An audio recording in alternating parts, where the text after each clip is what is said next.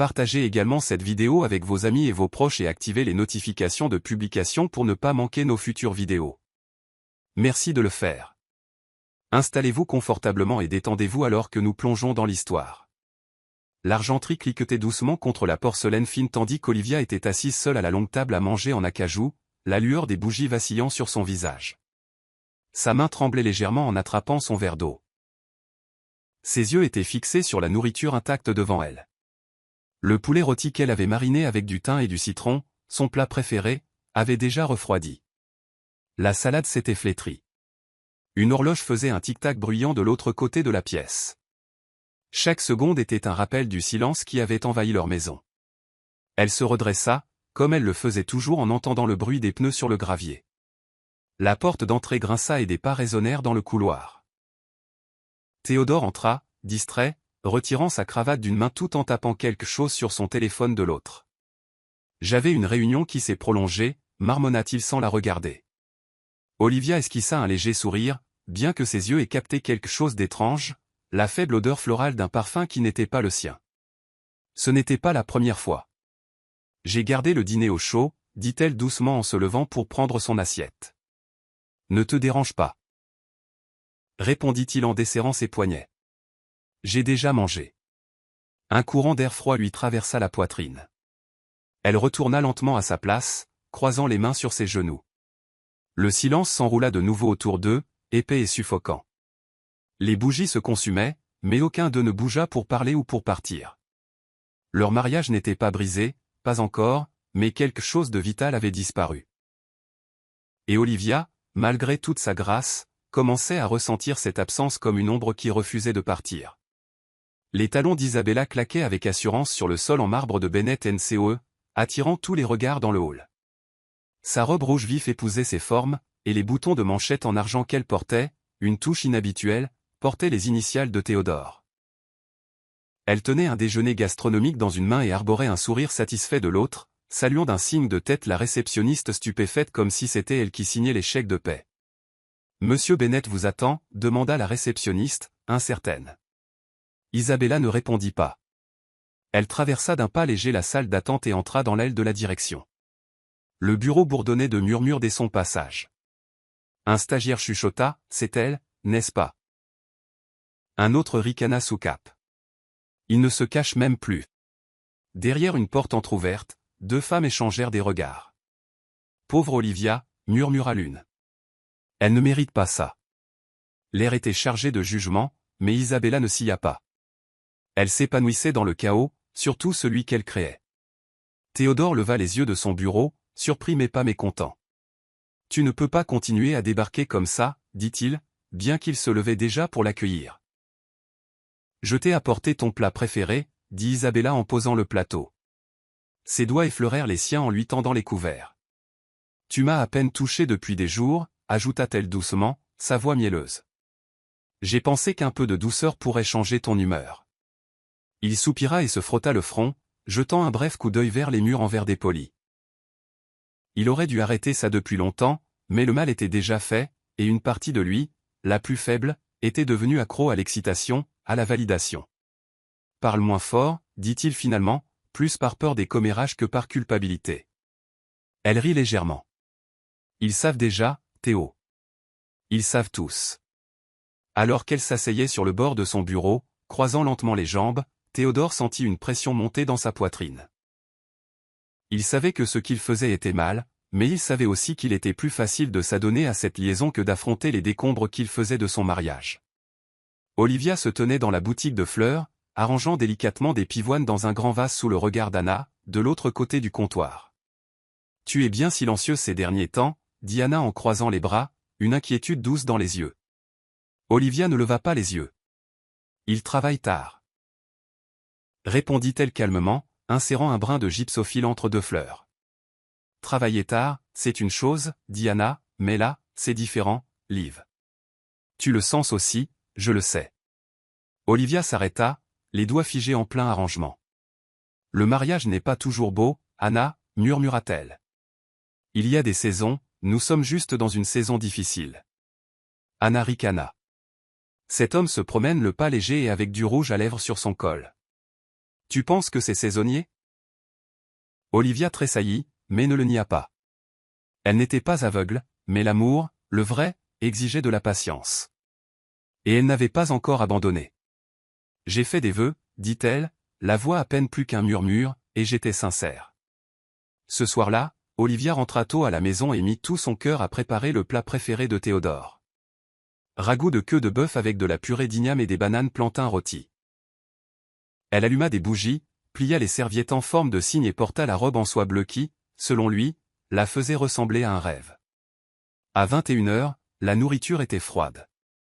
À 22h, elle était assise en silence, les doigts crispés sur le bord de la nappe.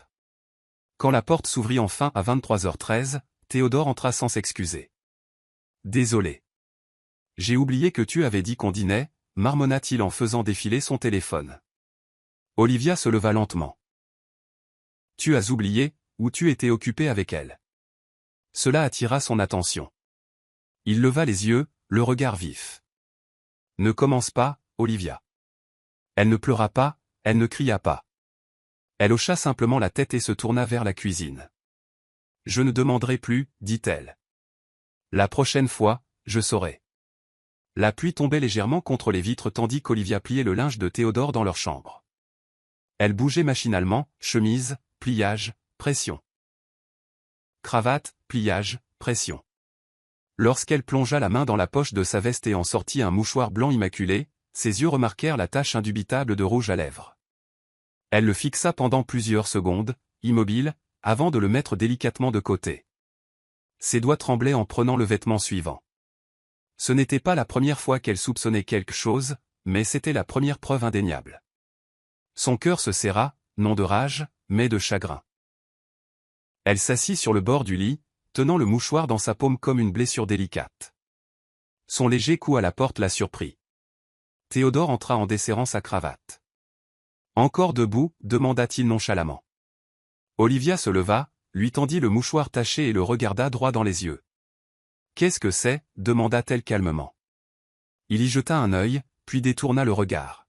« Ce n'est rien, peut-être d'une collègue. »« Tu te fais des idées. » La voix d'Olivia ne s'éleva pas. « C'est du rouge. »« Je ne porte pas de rouge. » Théodore passa devant elle, balayant l'insinuation. « Tu redeviens paranoïaque, Olivia.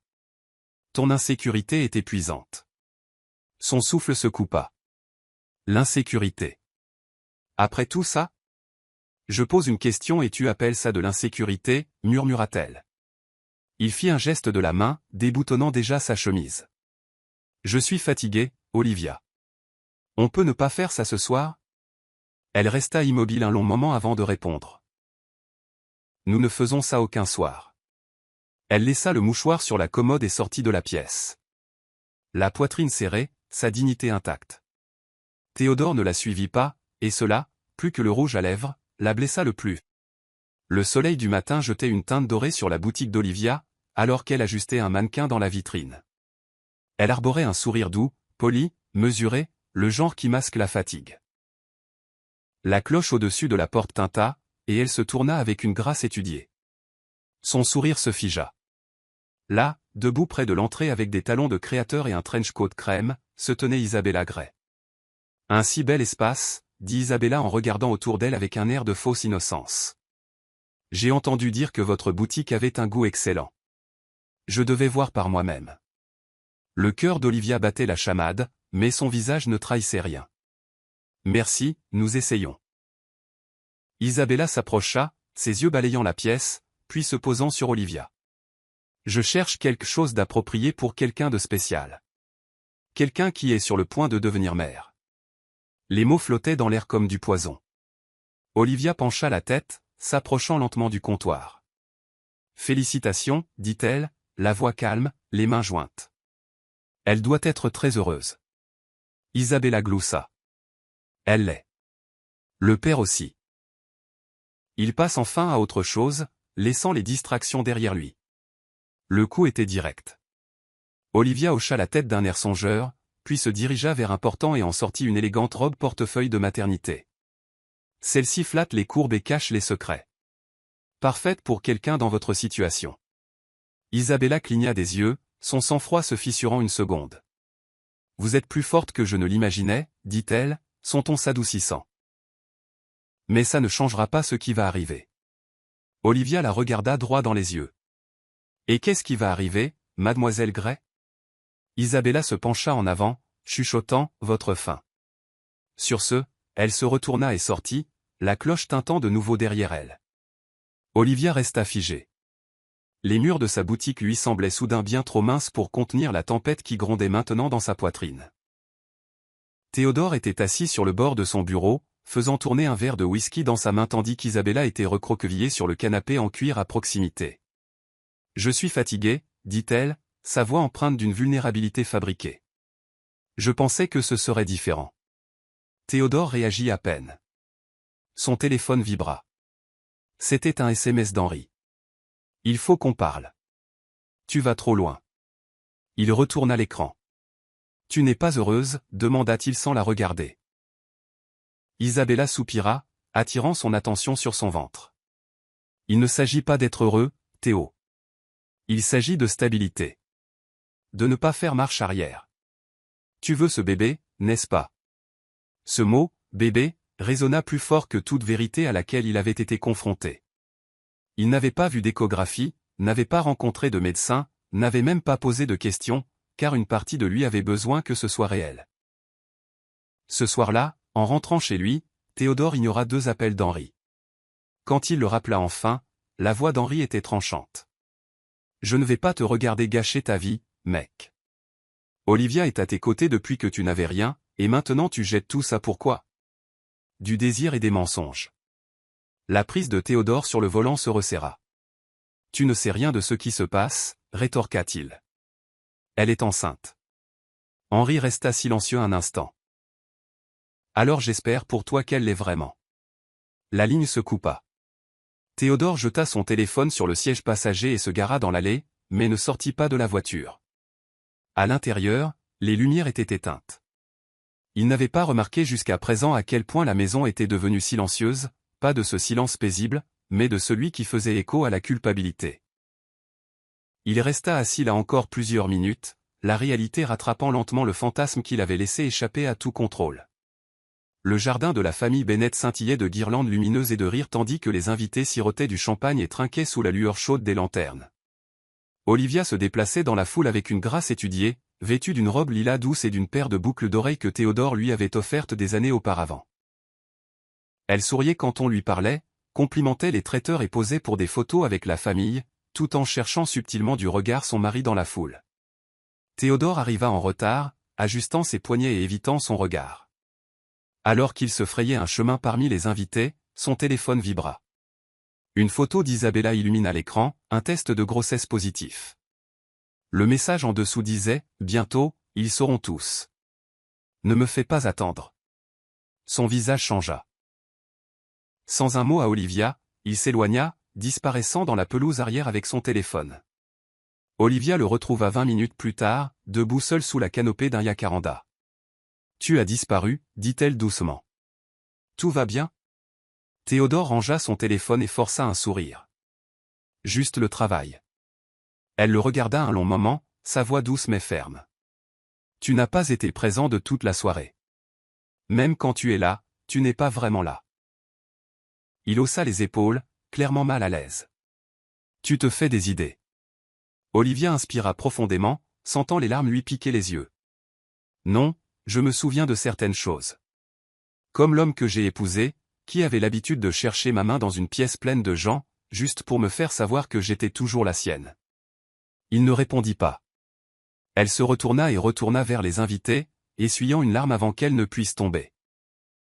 Derrière elle, Théodore se tenait immobile, le cœur battant, réalisant trop tard que les fissures ne faisaient pas que se former. Elle s'élargissait béante. La boutique sentait légèrement la lavande.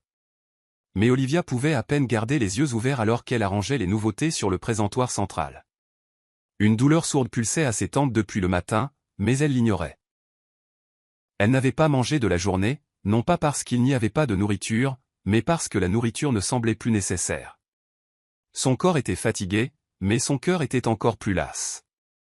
Elle avait fixé son téléphone pendant des heures la nuit précédente, espérant un message, même un mensonge de Théodore. N'importe quoi, mais il était resté silencieux. Au moment où elle se penchait pour ajuster une étagère inférieure, la pièce se mit à tourner. Ses jambes cédèrent, et le vase qu'elle tenait s'écrasa à côté d'elle alors qu'elle s'effondrait sur le sol, sa respiration faible, sa vision floue. Un cri retentit. C'était Anna, qui venait d'entrer. La chambre d'hôpital était austère et silencieuse, à l'exception du bip des machines. Olivia gisait, pâle contre les draps, sa main reliée à une perfusion. Anna était assise à côté d'elle, les yeux rouges d'inquiétude. Déshydratation, stress émotionnel. Hypoglycémie, avait dit le médecin. Elle a besoin de repos et de soutien. Quand Olivia s'agita, elle grimaça à la luminosité, clignant des yeux alors que son environnement devenait net. « Que s'est-il passé » murmura-t-elle. Anna lui prit la main. « Tu te brises, Liv. Tu ne voulais juste pas l'admettre. » Des larmes coulèrent sur les joues d'Olivia, silencieuses et spontanées. « Il n'est pas venu » demanda-t-elle, connaissant déjà la réponse. Anna secoua la tête. « Non. J'ai appelé. Il n'a pas répondu. » Olivia se détourna, la voix rauque.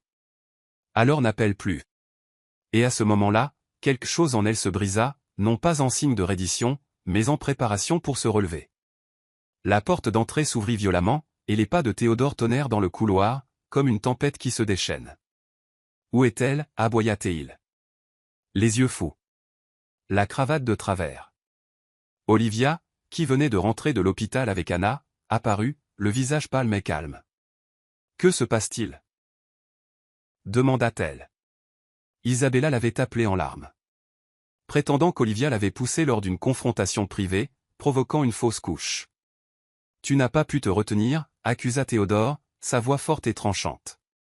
Olivia resta immobile, stupéfaite. « De quoi parles-tu » Il jeta un papier sur la table basse, un bulletin des urgences à l'encre bavée.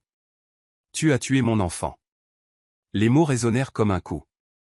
Anna s'avança, essayant d'intervenir, mais Olivia leva la main. « Tu penses que je ferai une chose pareille » demanda-t-elle, sa voix tremblante mais stable. « Sans même me demander ce qui s'est passé ?» La mâchoire de Théodore se serra. « Je n'ai pas besoin de demander. Je sais ce que j'ai entendu. » La poitrine d'Olivia se souleva et ses yeux la brûlèrent. « Alors laisse-moi te faciliter la tâche. » Elle marcha vers lui, s'arrêta, et avant qu'il ne puisse réagir, la paume de sa main frappa sa joue, un coup sec, sonore, final. « Ça, c'est pour avoir cru une étrangère plutôt que ta femme, dit-elle, la voix basse. Théodore recula, la brûlure sur son visage n'étant qu'une ombre du coup porté à sa fierté. Olivia se tourna vers les escaliers, les larmes coulant à flots. « Tu ne m'as jamais mérité » murmura-t-elle. « Mais je t'ai aimé quand même. » Théodore l'appela, mais sa voix fut engloutie par le silence. À cet instant, il n'avait pas perdu une dispute. Il avait perdu quelque chose de bien plus précieux. Le soleil du matin filtrait doucement à travers les rideaux, alors qu'Olivia se déplaçait dans la chambre avec une finalité tranquille. Elle plia juste assez de vêtements dans un unique sac de sport marron, ni trop peu. Juste assez pour se rappeler qu'elle ne fuyait pas, elle choisissait. En bas, Anna attendait dans le hall, les clés de la voiture à la main. Olivia jeta un dernier regard à la pièce, à la photo d'elle et Théodore lors de leur lune de miel, au tableau qu'il lui avait acheté pour leur 3e anniversaire. Elle laissa tout derrière elle. Alors qu'elle fermait la fermeture éclair du sac, son téléphone vibra avec un texto. « Tu as mal compris. » Elle le supprima sans l'ouvrir. Un malentendu, c'est quand quelqu'un oublie une date. La trahison, c'est quand il croit une autre femme plutôt que vous. Quand elle descendit les escaliers, Théodore se tenait en bas, les cheveux en désordre, la chemise débraillée. « Ne pars pas » dit-il en bloquant la porte. « On peut parler. » Le regard d'Olivia était calme mais épuisé. « Tu as eu toutes les occasions de parler, Théo. Et chaque fois que j'ai attendu, tu as choisi le silence. » Il tendit la main vers son bras, mais elle se recula. « Ne me touche pas, sauf si c'est pour t'excuser, et je ne parle pas du genre d'excuses qui se cachent derrière des prétextes. » Anna ouvrit doucement la porte derrière eux. Olivia regarda Théodore dans les yeux pour la dernière fois, l'homme qu'elle avait un jour juré de soutenir. Tu m'as perdu quand tu n'as même pas essayé de m'entendre, dit-elle. Elle sortit dans la lumière du matin, sans ciller lorsque la porte se referma derrière elle. À l'intérieur, Théodore se tenait figé dans le couloir, le silence maintenant plus assourdissant que jamais. Et cette fois, il le sentit. Le manoir des Bennett, autrefois rempli d'une musique douce et du parfum des lys frais qu'Olivia plaçait dans le hall, ne résonnait plus que des pas agités de Théodore. Il errait de pièce en pièce, incapable de rester assis, incapable de penser clair. Aimant. Chaque coin recelait un souvenir d'elle. Les traces de rouge à lèvres sur sa tasse de café préférée. Le plaid qu'elle pliait toujours au bout du canapé. Les douces traces de son parfum dans les draps de leur chambre. Mais maintenant, la maison semblait froide. Même la voix d'Isabella au téléphone l'agaçait. « Tu n'as pas pris de mes nouvelles une seule fois », se plaignit-elle au haut-parleur. « Est-ce que je ne compte plus maintenant qu'elle est partie ?» Théodore se frotta la tempe. « Je gère beaucoup de choses, Isabella, j'ai juste besoin de temps. » Mais les mots sonnaient creux, même pour lui. Il appela 2 fois le numéro d'Olivia cette nuit-là, mais les 2 tentatives tombèrent directement sur la messagerie vocale. Le son de son absence creusait plus profondément que son silence. Il ne laissa aucun message. Que pouvait-il bien dire qui ne sonnerait pas comme de la manipulation? Dans la cuisine, il ouvrit le réfrigérateur, trouva le ragoût de queue de bœuf qu'elle avait préparé 2 jours auparavant, intact. Il le referma et s'assit à l'îlot de petit déjeuner, enfouissant son visage dans ses mains. Pour la première fois, il n'était pas en colère, il avait peur. Peur que la femme qu'il avait soutenue pendant plus d'une décennie ait finalement atteint le point de non-retour. Alors que le vent hurlait dehors et que le lustre au-dessus de lui se balançait très légèrement, Théodore murmura à personne en particulier. « Qu'est-ce que je viens de faire ?» Mais aucune voix ne lui répondit, seulement le silence. Isabella arriva le lendemain matin avec 2 sacs Louis Vuitton surdimensionnés et un sourire crispé. Elle entra dans la maison comme si c'était la sienne, accrochant son manteau au crochet d'Olivia, posant ses chaussures sur le tapis d'Olivia. « Il faut changer cet endroit, dit-elle d'un air enjoué. Trop de vibrations démodées. » Théodore leva les yeux du canapé, mal rasé, les yeux injectés de sang. « Ce n'est pas un hôtel, Isabella. » Elle rit et lui ébouriffa les cheveux, ignorant le ton sec de sa voix. « Exactement, c'est la maison, la nôtre maintenant. » Elle passa le reste de la journée à mettre les affaires d'Olivia dans des boîtes sans demander, remplaçant ses bougies parfumées par des bougies audacieuses, changeant leur couvre-lit pour un imprimé léopard. La maison commença à changer, mais au lieu de se sentir renouvelée, Théodore se sentit étouffé. Ce soir-là, Isabella se tenait au centre du salon, rayonnante devant les nouveaux rideaux qu'elle avait commandés en ligne. « Tu ne trouves pas que cet endroit semble enfin vivant ?» demanda-t-elle. Théodore ne répondit pas. Il fixait le coin nu où se trouvait autrefois le tapis de prière d'Olivia. « Tu n'étais pas obligé de jeter ces affaires, dit-il doucement. Isabella cligna des yeux. Elles étaient dans le chemin. Tu vaux mieux sans ces souvenirs. Il se leva, la mâchoire serrée. Elle n'était pas dans le chemin. Elle faisait partie de ceux qui me gardaient sain d'esprit. Elle s'approcha, posant sa main sur sa poitrine. Tu m'as toujours. Mais au lieu de chaleur, il sentit un froid insupportable. Son téléphone vibra sur la table, un message d'Henri. Tu as l'air misérable, mec. Règle ça avant qu'il ne soit trop tard. Théodore fixa l'écran longtemps après qu'Isabella se soit éloignée, se demandant si le « trop tard » n'était pas déjà arrivé. La chambre d'amis d'Anna était petite mais confortable, peinte en beige doux avec des rideaux blancs qui dansaient dans la brise de l'après-midi. Olivia était assise en tailleur sur le lit, pliant du linge et écoutant les rires étouffés des enfants qui jouaient dans la rue. C'était un contraste frappant avec l'immobilité qu'elle avait laissée derrière elle. Ici, les choses semblaient simples. Pas faciles, mais simples. Anna jeta un coup d'œil avec un sourire chaleureux. J'ai fait de la soupe au poivre. Et j'ai mis moins de poivre cette fois. Ne me regarde pas comme ça, taquina-t-elle. Olivia gloussa faiblement. Tu en fais trop. Dit-elle doucement. Anna s'assit à côté d'elle. Peut-être, mais tu as été trop silencieuse. Et je connais ce silence. C'est le genre qui s'enroule autour de ta gorge et te dit de rester forte quand tu es en train de craquer. Olivia expira, posant sa tête sur l'épaule d'Anna. C'est le genre qui murmure qu'il ne comprend toujours pas, elle passa les jours suivants à éviter tout ce qui lui rappelait Théodore, les actualités, les images de sécurité de la boutique, même ses emails. Elle faisait de longues promenades, cuisinait quand elle en avait envie et parfois, elle restait simplement allongée sur le sol à regarder le plafond. Chaque soir, elle vérifiait son téléphone pour ne rien trouver, pas d'appel, pas d'excuse digne d'être lue. Et pourtant, elle pleurait plus qu'un mari. Elle pleurait les années qu'elle avait données, les rêves qu'ils avaient peints ensemble, la loyauté qui semblait maintenant gâchée. Un soir, elle se tenait devant le miroir en se brossant les cheveux quand Anna entra avec une petite pile de courrier. « Le gérant de ta boutique a envoyé ça », dit Anna en lui tendant un dossier. Olivia l'ouvrit et y trouva une carte de remerciement d'une mariée qu'ils avaient habillée le mois dernier. La femme avait écrit « Vos créations m'ont fait sentir comme une reine. Merci de me rappeler à quoi devrait ressembler l'amour. » La gorge d'Olivia se serra. Elle ne savait pas ce qui faisait le plus mal, que quelqu'un d'autre croyait encore en l'amour, ou qu'elle y avait cru aussi un jour. Théodore était assis seul dans la chambre principale. Sa grandeur semblait maintenant étrangement vide. Le lit, autrefois fait avec soin chaque matin par les mains attentives d'Olivia, restait froissé et peu invitant. Il ne dormait que d'un côté, non par habitude, mais parce que l'autre côté semblait sacré. Il ramassa son vieux foulard par terre, celui qu'elle drapait sur ses épaules les matins de pluie. Il le porta à son visage, inspirant profondément, comme si son parfum pouvait combler le vide qui lui rongeait la poitrine. En bas, Isabella mettait de la musique forte depuis son téléphone. Le rythme était discordant, inapproprié, comme une célébration à laquelle il ne pouvait se joindre. Il ferma la porte et s'assit sur le bord du lit, murmurant.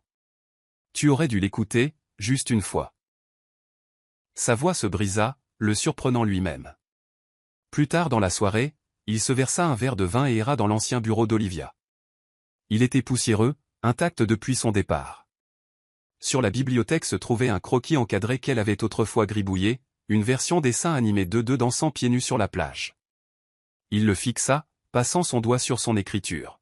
« Où que soit l'amour, je serai là. » L'ironie le piqua. Son téléphone sonna, et pendant une brève seconde, l'espoir vacilla. Mais c'était Henri.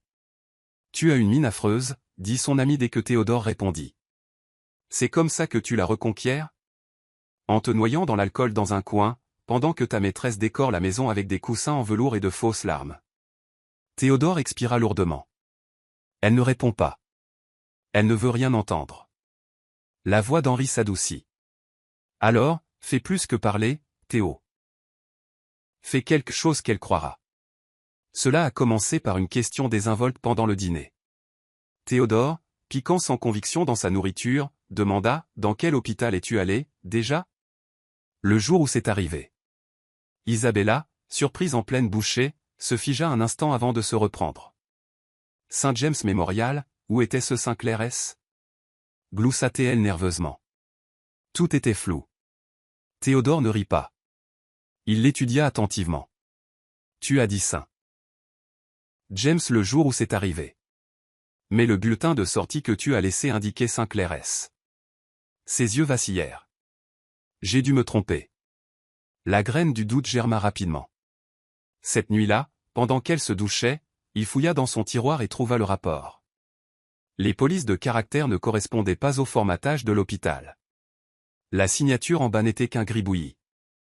Aucun nom de médecin. Le lendemain matin, il demanda nonchalamment. « As-tu déjà vu un gynécologue pendant la grossesse ?» Isabella rétorqua, « Pourquoi toutes ces questions maintenant ?» Il s'appuya contre l'embrasure de la porte, les bras croisés. « Parce que je n'ai jamais vu d'échographie. Pas de nom de médecin. Juste toi, me disant quoi croire. » Son visage se durcit. « Es-tu en train de me traiter de menteuse ?» Il ne s'y a pas, je dis que ton histoire a des failles. Et ma vie a été ruinée parce que je l'ai cru aveuglément. Isabella jeta sa serviette sur la table. Peut-être que j'ai fait ce que je devais faire. Les femmes ont peur, d'accord ? Je ne voulais pas te perdre. Les mots flottaient entre eux comme de la fumée. Et maintenant, demanda Théodore, la voix glaciale. Tu m'as déjà perdu. L'expression d'Isabella se tordit, non de culpabilité, mais de savoir que son jeu s'effondrait plus vite qu'elle ne pouvait le contrôler. Le cabinet du thérapeute sentait l'eucalyptus et le vieux cuir. Olivia était assise, recroquevillée dans le fauteuil moelleux. Ses doigts étaient crispés autour d'une tasse de thé tiède. En face d'elle, le docteur Mansa l'étudiait attentivement. « Comment vous sentez-vous cette semaine, Olivia ?» La question semblait trop douce pour la lourdeur dans sa poitrine. « Fatiguée, dit-elle honnêtement. Pas physiquement. Juste une fatigue de l'âme. » Le docteur Mansa hocha la tête. « Parlez-moi de cette fatigue. » Olivia regarda par la fenêtre. C'est comme porter des bleus invisibles. Je l'aime toujours, Dieu m'en est témoin, c'est vrai. Mais l'amour ne suffit pas quand il n'est pas accompagné de protection. Il ne m'a pas protégé. Il m'a jeté dans le feu, puis m'a demandé pourquoi je m'étais brûlé. Sa voix vacilla. Je suis en colère, je suis en deuil. Mais je suis toujours amoureuse. Plus tard dans la soirée, Olivia était assise dans le jardin d'Anna sous le ciel orangé du crépuscule, écrivant dans un journal qu'elle avait commencé des semaines auparavant. Elle griffonnait sans réfléchir. M'aurait-il cru si j'avais pleuré plus fort? Si j'avais supplié?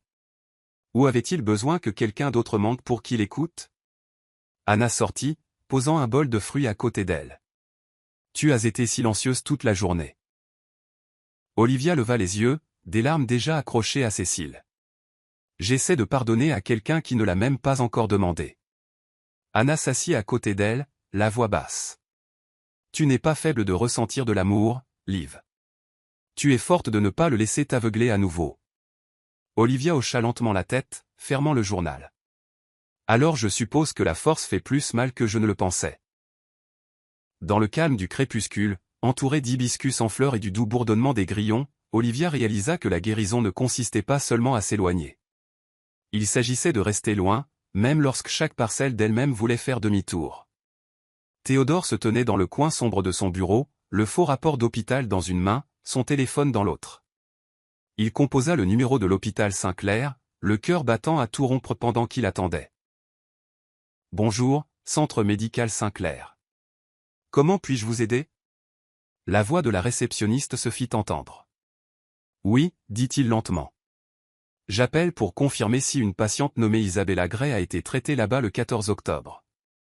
Urgence, possible traumatisme lié à la grossesse.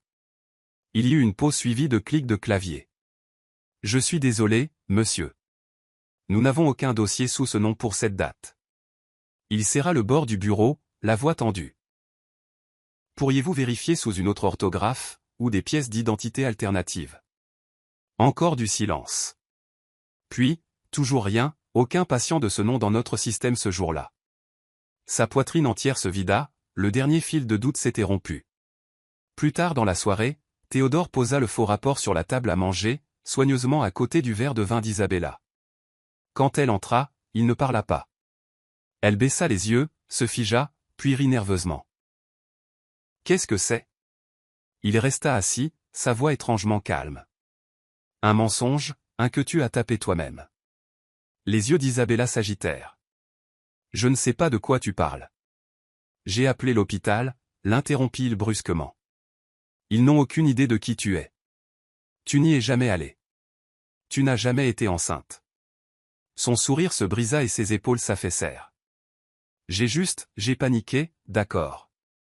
Je savais que tu m'échappais, et je... Alors tu as inventé un enfant pour me prendre en otage, tonna-t-il, se levant maintenant, la voix tremblante de rage. Elle attrapa son bras. Théo, s'il te plaît. Il recula. Ne dis plus un mot.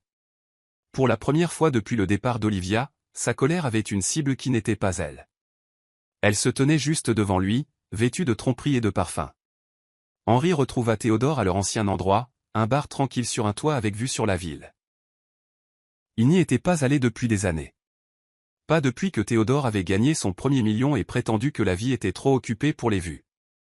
Maintenant, Théodore était assis, voûté sur un verre de soda au gingembre, ne ressemblant en rien à l'homme qui possédait autrefois chaque pièce où il entrait. Alors c'est vrai, dit Henri en s'asseyant en face de lui. Elle a menti sur tout. Théodore hocha lentement la tête. Je l'ai cru plutôt qu'Olivia. J'ai choisi une performance plutôt que 10 ans de loyauté. Henri le fixa, sa voix basse mais ferme. Tu n'as pas seulement choisi un mensonge, Théo. Tu as fait supplier ta femme pour sa vérité. Et quand il ne lui restait plus rien, tu l'as laissée partir en pensant qu'elle ne signifiait rien. Théodore ne dit rien pendant un moment. Puis il murmura, « Comment puis-je réparer ça ?» Henri se pencha en avant. « Tu ne peux pas réparer les choses avec Olivia avec des mots. Tu les as déjà tous utilisés, et la plupart d'entre eux étaient faux. » Théodore semblait vaincu. « Elle ne prend pas mes appels. J'ai essayé d'aller chez Anna mais elle n'a pas voulu me voir. » Henri ne s'y a pas, alors commence là où elle peut te voir. Pas avec des fleurs ou de fausses excuses. Avec des preuves. Fais savoir au monde que tu avais tort. Lave son nom, non pas en privé, mais en public. Théodore déglutit difficilement. Tu dis que je dois m'humilier ? Henri secoua la tête. Je dis que tu dois te racheter. Le poids de ces mots le frappa comme un coup. Et pour la première fois depuis des semaines, Théodore se redressa. Non pas parce qu'il se sentait confiant, mais parce que la honte lui avait enfin appris à plier. Au milieu de la matinée, Théodore avait réuni son équipe juridique et son conseiller en relations publiques. Rédigez la déclaration complète, ordonna-t-il. Pas de modification, pas d'euphémisme. Je veux que chaque mot reflète la vérité et mon échec. Le publiciste cligna des yeux. Monsieur, cela nuira à votre image. Les investisseurs pourraient se retirer. Ma marque n'est pas plus importante que la dignité de ma femme, rétorqua-t-il. Faites-le. Quelques heures plus tard, sa déclaration fut diffusée sur tous les principaux médias et réseaux sociaux. J'ai accusé à tort ma femme, Olivia Bennett, d'avoir causé du tort. La vérité est qu'elle était innocente et j'ai laissé un faux récit remplacer la vérité. Je m'excuse publiquement auprès d'elle sans excuse. Internet explosa. Certains louèrent son honnêteté. D'autres se moquèrent de l'ironie, mais Théodore s'en fichait.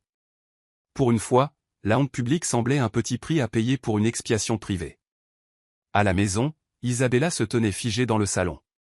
Elle regardait les titres défiler sur la télévision. Le PDG Théodore Bennett admet avoir publiquement blâmé sa femme innocente pour une fausse allégation de fausse couche. Sa main tremblait en serrant la télécommande.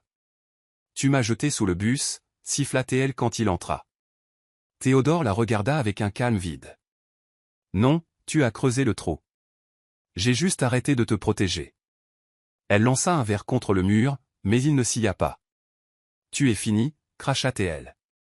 Il passa devant elle, se dirigeant vers les escaliers. « Peut-être, mais je dormirai plus tranquille ce soir en sachant que la vérité ne l'est pas. » Cette nuit-là, seul dans le bureau, Théodore s'assit au vieux bureau d'Olivia et écrivit la première des nombreuses lettres qu'il n'enverrait jamais. Le stylo tremblait dans sa main alors qu'il griffonnait son nom.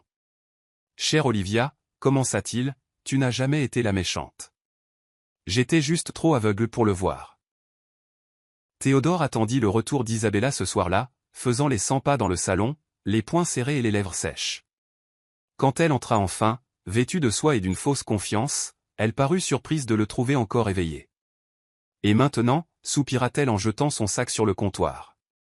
Il ne répondit pas tout de suite. Il lui tendit simplement la copie imprimée de la réponse par email de l'hôpital, confirmant qu'elle n'avait jamais été patiente. « J'ai fini de faire semblant » dit-il doucement. Elle jeta un œil au papier, puis le regarda à nouveau, essayant de rire. « Tu as vraiment appelé l'hôpital » son ton vacilla. « Tu penses vraiment que m'exposer règle tout ?» Il s'approcha. « Non, ça ne règle rien. Mais c'est la première chose honnête que j'ai faite depuis que je t'ai laissé entrer dans ma vie. » Ses yeux devinrent froids. « Tu me jettes dehors ?» Il hocha lentement la tête. « Avec chaque once de regret que j'ai, oui. » Isabella explosa, sa voix s'élevant. « Tu penses qu'Olivia te pardonnera maintenant ? Après ce que tu as fait ?» Elle attrapa son col. « Tu m'as humilié publiquement. Sais-tu ce que ça coûte à une femme comme moi ?» Il retira ses mains doucement, mais fermement. « La même chose que ça a coûté à Olivia quand je suis resté là, à regarder sa dignité être traînée dans la boue. » Le visage d'Isabella se déforma, sa colère maintenant mêlée de panique. « Tu ne l'aimes pas, tu regrettes seulement ce que tu as perdu. » Son expression ne changea pas, peut-être. « Mais même ce que je regrette est plus réel que tout ce que nous avons jamais eu. » Quand elle réalisa qu'il n'y avait aucun moyen de renverser la conversation, elle le gifla, non avec douleur, mais avec désespoir. Il ne s'y a pas. Il lui tourna simplement le dos alors qu'elle sortait en trombe, ses talons résonnant dans le couloir comme un dernier battement de tambour. Cette nuit-là, Théodore s'assit seul sur le sol de la chambre, au même endroit où Olivia avait autrefois pleuré en silence, et maintenant c'était son tour. Pas d'alcool, pas de musique. Juste le son de sa culpabilité s'enroulant autour de lui comme une seconde peau. La conférence de presse était prévue pour midi. Théodore se tenait derrière le podium dans un costume bleu marine foncé, le visage fraîchement rasé, pâle mais calme. Les flashs des appareils photo crépitaient tandis que les journalistes bourdonnaient d'impatience. Il s'éclaircit la gorge, sa déclaration préparée tremblant dans ses mains. « Je ne suis pas ici aujourd'hui en tant que PDG ou personnalité publique », commença-t-il, la voix stable malgré le tremblement dans sa poitrine. « Je suis ici en tant qu'homme qui a commis la pire erreur de sa vie. » Des murmures s'élevèrent. Il continua. « J'ai accusé ma femme, Olivia Bennett, de quelque chose qui n'est jamais arrivé. J'ai cru un mensonge et j'ai trahi la seule personne qui m'avait toujours soutenu. » Un silence tomba sur la pièce. La femme que j'ai blessée était innocente. La femme que j'aimais est la seule vérité que j'ai ignorée. Sa voix se brisa sur le dernier mot, mais il ne s'arrêta pas. Ses excuses ne visent pas à sauver la face. C'est pour honorer la vérité, la sienne. Au moment où la conférence se termina, sa confession était devenue virale. Les extraits inondèrent les médias sociaux. Les titres des journaux tournoyaient, mêlant louanges et ridicules. Un homme abattu par sa propre fierté. Un amour perdu sur l'autel de la tromperie. À la maison, Théodore était assis dans son bureau, regardant le visage d'Olivia sur son téléphone, une vieille interview qu'elle avait donnée lors du lancement d'une boutique. Elle souriait chaleureusement dans le clip, décrivant sa passion pour l'autonomisation des femmes. Il la regarda 3 fois avant de l'éteindre. Son silence dans la maison avait changé. Il n'était plus creux. Il était sacré, comme un sanctuaire à la femme qu'il avait eue et ne pouvait plus revendiquer. Mais pour une fois, il ne se cachait pas de ce qu'il avait fait. Il s'était exposé, avait mis son âme à nu et avait nommé ses échecs à haute voix. Que Olivia l'ait vu ou non n'avait pas encore d'importance. Ce qui importait, c'était qu'il ne mentait plus au monde, ni à lui-même. Anna se précipita dans la cuisine, le téléphone à la main, les yeux écarquillés d'incrédulité. « Liv, il faut que tu vois ça. » Olivia, vêtue d'un pull trop grand et coiffée d'un chignon lâche, leva les yeux de son thé. Que s'est-il passé? Sans un mot, Anna lui mit le téléphone dans la main et appuya sur lecture. La conférence de presse de Théodore remplit l'écran. Les mots se déversèrent. La femme que j'ai blessée était innocente. La femme que j'aimais. Le souffle d'Olivia se coupa. Elle posa une main sur sa poitrine, stupéfaite non pas par les excuses elles-mêmes, mais par la crudité dans sa voix. Il n'y avait pas de manipulation, pas d'excuses, pas de tentative de sauver sa réputation. Juste du regret. Un regret profond, non poli, public. Anna la regardait attentivement. Dis quelque chose. La voix d'Olivia était à peine un murmure. Il n'a pas seulement lavé mon nom. Il a lavé son âme. Les heures qui suivirent furent floues. Des amis commencèrent à envoyer des textos. D'anciens clients transférèrent le clip. Même la page des médias sociaux de sa boutique commença à faire le buzz. Mais Olivia ne répondit à rien de tout cela. Elle resta assise dans sa chambre, regardant la vidéo encore et encore. À chaque visionnage, ses émotions se tordaient. Soulagement, tristesse et une pointe de quelque chose qu'elle ne voulait pas nommer. L'espoir. Elle se souvint de toutes les nuits où elle l'avait supplié en silence de voir sa douleur. Et maintenant, enfin, il l'avait vue. Seulement après qu'il soit trop tard. Anna frappa doucement à la porte. « Ça va ?» Olivia se tourna, les yeux brillants. « Je ne sais pas. Je pensais que je voulais qu'il souffre comme j'ai souffert. Mais voir ça, ça m'a fait mal aussi. » Anna s'assit à côté d'elle. Il a enfin vu ce qu'il a perdu. Mais ce que tu fais de ça, c'est entièrement à toi de choisir. Olivia hocha lentement la tête. L'écran brillait encore des excuses tremblantes de Théodore. Une blessure ouverte en plein jour. On frappa à la porte d'entrée d'Anna juste après le coucher du soleil, lorsque le monde extérieur se peignait de bleu et d'or crépusculaire. Olivia venait de finir de plier son dernier linge quand Anna jeta un coup d'œil par la fenêtre et fronça les sourcils. « C'est lui » dit-elle doucement. Olivia se figea. « N'ouvre pas » mais Anna secoua la tête. « Il n'est pas là pour forcer son retour. Viens voir. » À contre-cœur, Olivia entra dans le couloir et s'arrêta en haut des escaliers. À travers la vitre, elle vit Théodore debout sur le porche. Il ne tenait ni fleurs ni cadeaux, seulement une simple enveloppe à la main et une lassitude dans sa posture que les mots ne pouvaient cacher. Quand Anna ouvrit la porte, il regarda par-dessus son épaule et croisa le regard d'Olivia. « Je ne suis pas là pour demander quoi que ce soit, dit-il doucement. Je voulais juste dire que je te crois. Chaque mot que j'ai ignoré, je le crois maintenant. » Il y eut un long silence. Olivia descendit lentement, chaque pas lourd de souvenirs. Elle se tenait derrière Anna, les bras croisés, mais sa voix avait un calme d'acier. « Et que veux-tu que je fasse de cette conviction ?» Théodore baissa les yeux, puis tendit l'enveloppe. « Ce n'est pas une lettre. C'est ma démission du conseil d'administration de l'entreprise. J'ai démissionné pour une durée indéterminée. J'ai besoin de temps pour devenir quelqu'un qui mérite d'être à nouveau entendu. » Olivia ne prit pas l'enveloppe. Elle n'avait pas besoin de preuves, pas encore. « Tu as attendu que je sois parti pour écouter, dit-elle, sa voix basse mais claire. Tu as accordé le bénéfice du doute à quelqu'un qui portait un masque et l'as refusé à la femme qui vivait à tes côtés. » La gorge de Théodore se serra. « Je ne peux pas changer le passé, Liv, mais je peux l'assumer et je peux attendre. » Elle hocha la tête une fois. « Alors attends. » Elle ne claqua pas la porte. Elle se retourna simplement et s'éloigna. Mais Théodore savait que cela en soi était plus de pitié qu'il n'en méritait. Henri se présenta 3 jours plus tard, tenant une petite boîte reliée en cuir et une expression fatiguée. Olivia, toujours en pyjama, répondit à la porte et le regarda, confuse. « Tu as l'air de quelqu'un qui cache une confession, » plaisanta-t-elle. Henri esquissa un faible sourire. « Presque. J'en cache 30. » Il lui tendit la boîte. « Il t'écrit, tous les jours. Depuis que tu es parti. » Olivia hésita. « Il n'a jamais rien envoyé. » Henri hocha la tête. « Parce qu'il ne voulait pas te manipuler. Il avait juste besoin de parler. » Elle ouvrit lentement la boîte. À l'intérieur se trouvaient des lettres manuscrites soigneusement pliées, chacune datée d'une encre soignée. La première disait « Jour 1, je pensais que le silence protégerait ma fierté. Mais il n'a fait qu'exposer ma lâcheté. » Ses mains tremblaient. Elle s'écarta. « Entre. » Ils s'assirent sur le canapé en silence tandis qu'Olivia commençait à lire.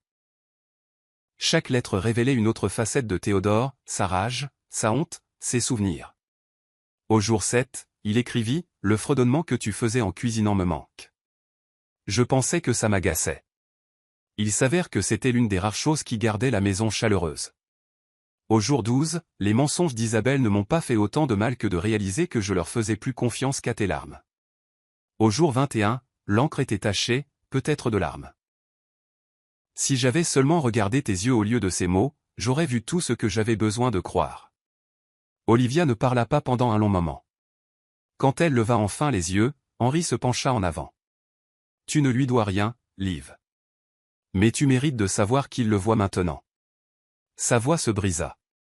Ce que je voulais le plus, ce n'était pas la vengeance. C'était de compter assez pour qu'on se batte pour moi. Elle referma doucement la boîte, le cœur plus lourd, mais plus seul. Le café de Rosewood Lane était presque vide ce mardi matin. Olivia avait demandé un endroit calme, loin des caméras, des chuchotements et des souvenirs. Théodore arriva avec 10 minutes d'avance, une énergie nerveuse irradiant de chacun de ses mouvements. Quand elle entra, vêtue d'un chemisier crème et de simples boucles d'oreilles en or, il se leva instinctivement. « Tu as l'air. » Il s'arrêta, paisible. Elle s'assit sans répondre au compliment. « Tu as dit que tu attendrais.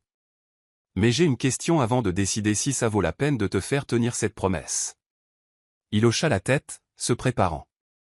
Ses yeux ne le quittèrent pas. « Pourquoi ne m'as-tu pas cru, Théo ? Qu'est-ce qui la rendait plus crédible que la femme que tu as épousée ?» La question le frappa plus profondément qu'il ne s'y était préparé.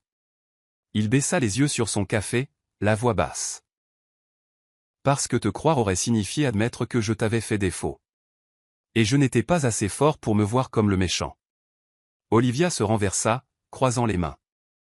Alors, à la place, tu as fait de moi la méchante. Le regard de Théodore se leva pour rencontrer le sien. Oui, et je me suis détesté chaque jour pour ça. La crudité dans sa voix lui serra la poitrine, mais elle resta calme. Il a fallu que je parte pour que tu écoutes. Réalises-tu à quel point je me suis senti seul? Il déglutit difficilement. Je sais, et je ne demande pas à repartir de zéro. Juste une chance de reconstruire sur les décombres, pas sur le déni. Olivia regarda par la fenêtre, observant un jeune couple rire en traversant la rue. Quand elle se retourna, sa voix était calme. Tu n'entendras jamais les mots « je te pardonne » comme une récompense. Tu les entendras quand tu auras de nouveau gagné ma sécurité. Théodore hocha lentement la tête, non avec espoir, mais avec acceptation. Théodore était assis en face d'Olivia dans un restaurant calme, niché entre deux galeries d'art. Ses doigts tournaient nerveusement autour du bord de son verre intact. Olivia prit son temps, posant sa serviette sur ses genoux avant de parler. Si nous devons tenter quoi que ce soit, Théodore, il faut que ce soit construit à partir de la base. Pas de suppositions, pas de raccourcis, et certainement pas de secrets. Il hocha rapidement la tête. Je ferai n'importe quoi. Elle leva une main. Ne promets rien pour l'instant. Écoute d'abord. Elle sortit un petit journal de son sac et l'ouvrit. Nous irons en thérapie ensemble et séparément. Nous vivrons séparés jusqu'à ce que nous soyons stables. Tu ne feras aucune demande sur mon temps, mon espace ou mes émotions. Son ton n'était pas dur. Il était mesuré. Clair. Et enfin. Ajouta-t-elle en le regardant droit dans les yeux, tu ne parleras plus jamais d'elle, même pas pour une explication. Elle n'a pas sa place dans notre avenir. Théodore hocha lentement la tête, digérant chaque mot. J'accepte tout, dit-il, chaque condition. Sa voix avait perdu sa bravade. Ce qui restait était quelque chose de fragile, quelque chose de plus humain qu'il n'avait montré depuis des mois. Olivia plia le journal et le remit dans son sac. Ce ne sera pas une histoire d'amour du jour au lendemain. Certains jours, nous aurons peut-être l'impression d'être des étrangers. Théodore se pencha en avant. Alors je passerai ces jours à t'apprendre à nouveau. Et cette fois, je serai attentif. Le silence s'installa entre eux, non pas tendu, mais réfléchi. Olivia jeta un coup d'œil par la fenêtre, où la ville bourdonnait de vie. Des gens se déplaçant dans toutes les directions, inconscients que deux vies étaient en train d'être soigneusement réassemblées, pièce par pièce brisées. Tu as perdu le droit à mon cœur, dit-elle doucement. Mais tu as encore une chance de gagner sa confiance. Pour la première fois depuis longtemps, Théodore ne répondit pas par des mots. Il hocha simplement la tête, acceptant le poids de ce qu'il faudrait faire. La première séance fut maladroite. Ils étaient assis aux extrémités opposées d'un canapé en cuir beige dans le bureau du docteur Adebayo, chacun évitant le contact visuel comme si la proximité pouvait raviver une vieille douleur. Commençons par le plus difficile, suggéra le thérapeute. Pourquoi êtes-vous tous les deux ici? Les mains d'Olivia étaient fermement jointes sur ses genoux. Parce que mettre fin aux choses semblait plus facile que d'essayer. Mais j'ai réalisé que la guérison pourrait ne pas venir de la fuite. La réponse de Théodore fut plus lente. Parce que je ne pouvais pas vivre avec la personne que j'étais devenue. Et je ne peux pas réparer cette version de moi sans lui faire face. Le docteur Adebayo hocha la tête, griffonnant des notes. Il n'est pas nécessaire de vous justifier ici, seulement de dire la vérité, même les parties les plus laides. Pour la première fois, Théodore et Olivia se tournèrent l'un vers l'autre. Leurs expressions étaient tendues mais ouvertes. Dans les semaines qui suivirent, les progrès furent lents. Théodore apprit à quel point il avait souvent minimisé la voix d'Olivia, même dans les plus petits désaccords. Tu m'interrompais, dit-elle lors d'une séance, le ton posé. Pas seulement avec des mots, mais avec un silence qui criait que je n'étais pas digne d'être entendu. Il hocha la tête, les yeux brillants. Je pensais qu'écouter, c'était hocher la tête. Je ne savais pas que cela signifiait recevoir. Olivia, elle aussi, affronta ses propres schémas, la tendance à enfouir la douleur jusqu'à ce qu'elle éclate en silence. Je t'ai facilité la tâche de prétendre que tout allait bien, avoua-t-elle. J'ai fait de la politesse mon bouclier. Ensemble, ils épluchèrent les couches de leur mariage qui étaient passées inaperçues pendant des années. Certaines séances se terminèrent en silence. D'autres se terminèrent par des larmes silencieuses, mais chacune était un fil, recousant les coutures de ce qui avait été autrefois défait par l'orgueil. C'était un jeudi soir calme et la pluie tapotait doucement contre les fenêtres du petit salon de lecture qu'Olivia avait récemment découvert. Elle y avait invité Théodore, non pas pour une réunion, mais pour un moment, sans discussion, sans attente. Juste du silence et un espace partagé. Ils étaient assis côte à côte, lisant des livres différents sous la douce lumière jaune d'une lampe antique. De temps en temps, leurs regards se croisaient et ils s'offraient de petits sourires presque imperceptibles. C'était le genre de paix qui n'avait pas besoin de validation. Au milieu de son chapitre, Olivia posa son livre et se tourna vers lui. « Tu te souviens de la première fois où nous nous sommes assis sur un canapé sans parler ?» Il hocha la tête. « La nuit où ta mère est décédée. Je t'ai tenu la main pendant des heures. » Elle regarda sa main posée près de la sienne. « Tu n'as pas parlé alors, tu es juste resté. » Sans réfléchir, Olivia attrapa sa main. Leurs doigts se touchèrent, hésitèrent, puis s'entrelacèrent, doucement, prudemment. Ce n'était pas une déclaration, pas un vœu. C'était quelque chose de plus silencieux, une présence. Théodore ne parla pas. Il tourna simplement sa paume vers le haut, berçant la sienne comme si c'était une graine fragile. Dehors, la pluie s'adoucit en une brume. À l'intérieur, le silence entre eux se transforma en quelque chose de sacré. Olivia posa légèrement sa tête contre son épaule un instant fugace, puis se redressa, sa main toujours dans la sienne. « Ne précipite pas les choses, murmura-t-elle. « Je ne le fais pas, répondit-il. Je suis juste reconnaissant d'être là pour le sentir. » Et sur ce, ils retournèrent à leur livre. Deux personnes ne se noyant plus dans le passé, mais apprenant à respirer à nouveau dans le même espace. La vieille maison était silencieuse quand Olivia y entra pour la première fois depuis des mois. Son odeur était différente, ni nouvelle, ni inconnue, mais dépouillée de tout bruit. Théodore attendait dans le couloir, sa posture ni impatiente ni hésitante, juste ouverte. « Je n'ai rien changé dans ta chambre, dit-il doucement. Je ne savais pas si tu voudrais la revoir un jour. » Olivia hocha la tête en traversant les pièces, remarquant des choses subtiles.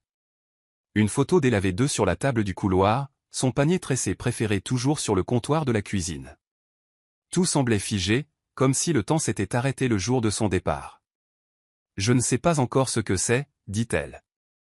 Mais je suis ici pour voir ce qui vaut la peine d'être conservé. » Théodore marcha à ses côtés en silence. Il ne lui vendit pas de rêve cette fois. Il la laissa mener. Il ouvrit une porte au bout du couloir, une qu'elle n'avait jamais vue auparavant. « J'ai commencé ça, la semaine après ton anniversaire, » expliqua-t-il en l'invitant à entrer. C'était une chambre de bébé, avec des murs ivoire doux, des meubles en bois clair et un fauteuil à bascule près de la fenêtre. Je savais que ça ne réparerait rien, mais j'avais besoin de construire quelque chose au lieu de tout détruire. Olivia entra lentement, les yeux embués de larmes. « Nous n'en sommes jamais arrivés là, » murmura-t-elle. Il secoua la tête. « Non, mais ça ne veut pas dire que nous n'y arriverons jamais. » Elle se tourna vers lui, scrutant son visage. « Et si nous n'y arrivons pas ?» Sa réponse fut calme mais sûre. « Alors nous serons toujours entiers, même sans ça. » Elle toucha le rebord de la fenêtre, laissant ses doigts s'attarder sur les initiales qu'il avait gravées dans le coin. OB plus TB, apprenant toujours. Elle ne répondit pas. Mais lorsqu'elle retourna dans le couloir, elle laissa la porte ouverte derrière elle. Le matin où Olivia emménagea de nouveau dans la maison, il n'y eut aucune cérémonie. Pas de photographe, pas de déclaration sur les réseaux sociaux. Juste une seule valise, un vase de lys calafrais, et l'écho de quelque chose d'inachevé qui était enfin en train d'être réécrit. Théodore se tenait à la porte quand elle arriva, ne la tenant pas ouverte pour la forme, mais attendant comme s'il n'était pas sûr qu'elle entrerait. Elle le fit, silencieusement, délibérément. Il attrapa son sac et elle le laissa faire. Dans la cuisine, elle déballa des tasses à thé. Dans le salon, il déplia le plaid. Ils ne parlèrent pas beaucoup ce jour-là, mais leur silence était chaleureux, pas comme avant. Ce silence semblait mérité. Ce soir-là, ils s'assirent sur la terrasse arrière, regardant le ciel s'épanouir dans des teintes douces de violet et d'orange. Olivia tenait une tasse de thé à la cannelle et Théodore était à côté d'elle, juste assez près pour sentir la chaleur de sa présence.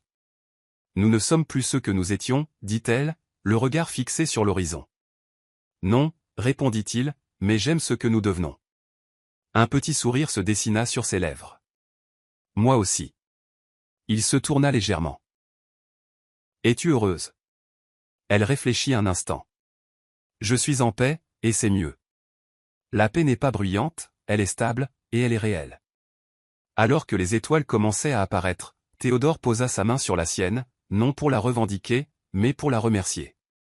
Cette fois, Olivia ne se retira pas.